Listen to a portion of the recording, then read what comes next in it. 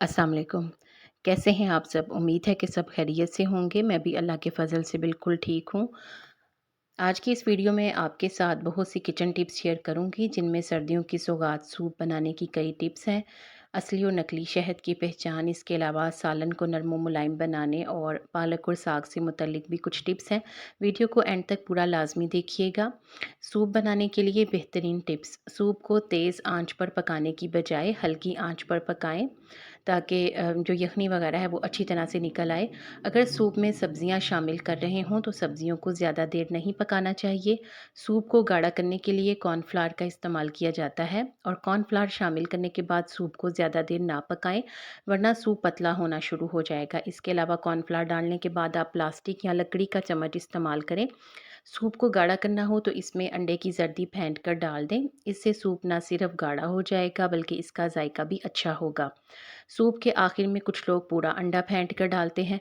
पूरा अंडा फेंट कर डालने की बजाय अगर सिर्फ अंडे की सफ़ेदी को डाला जाए तो इससे सूप का टेक्सचर बहुत ही मुनफरिद होगा और सूप की प्रेजेंटेशन को भी चार चांद लग जाएगा। अगर सूप में खुदा न खास्ता नमक ज़्यादा हो जाए तो इसमें एक कच्चे आलू या सेब का टुकड़ा डाल दें। 10 मिनट तक हल्की आंच पर पकाएं। नमक का असर सूप में से खासा कम हो जाएगा। बाद में वो टुकड़ा निकाल दें। इसके अलावा अगर एक खाने का चम्मच चीनी भी सूप में शामिल कर दें तो इससे नमक की कड़वाहट खासी कम हो जाएगी। आजकल चूँकि सर्दियाँ हैं और सूप बनता ही रहता है, तो सूप बनाने के लिए आप जब भी यखनी बनाएँ तो ज़्यादा मिक़दार में बना लें और इसके छोटे-बड़े पैकेट्स बनाकर फ्रीज़ कर लें। इस तरह जब भी आपने सूप बनाना हो तो यखनी आपकी तैयार होगी। आप वही यखनी सब्ज़ी या दाल में भी इस्तेमाल कर सकती हैं। सालन को नरम मुलायम और ज़ायकेदार बनाना हो तो ताज़ा नारियल को नीम गर्म पानी में मिलाकर ब्लेंडर में डालकर पीस लें और फिर इसे छान कर इस पानी को सालन में डालें। सालन नरम मुलायम और ज़ायकेदार बनेगा, बहुत ही उसका मुनफरिद सा जायका होगा। आप इस टिप को ज़रूर ट्राई करके देखिएगा। असली और नकली शहद की पहचान। असली और नकली शहद की पहचान करनी हो तो एक माचिस की तीली को जलाकर शहद में रख दें। अगर माचिस जलती रहे तो इसका मतलब है कि शहद असली है और अगर माचिस बुझ जाए तो शहद नकली है। नरम और मज़ेदार गुलाब जामुन बनाने के लिए गुलाब जामुन के बॉल्स को बनाकर 10 मिनट के लिए ढाँप कर रख दें। 10 मिनट के बाद इनको फ्राई करें और गुलाब जामुन को ज़्यादा गर्म तेल में फ्राई ना करें, वरना गुलाब जामुन अंदर से कच्चे रह जाएंगे और उनका वो जायका नहीं आएगा।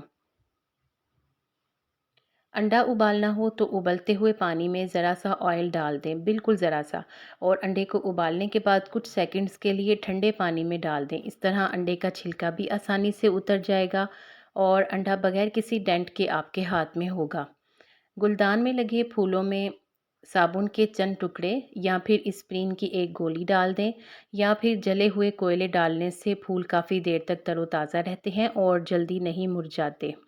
अक्सर ऐसे होता है कि जब लोग नया-नया खाना पकाना शुरू करते हैं, तो आलू उनसे सालन में घुल जाते हैं।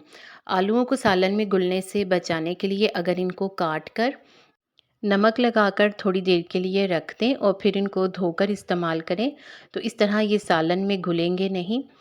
पालक का खारापन दूर करने के लिए इसे एक खुले बर्तन में डालें और थोड़ा-सा नमक छिड़क कर 1 घंटे के लिए रख दें।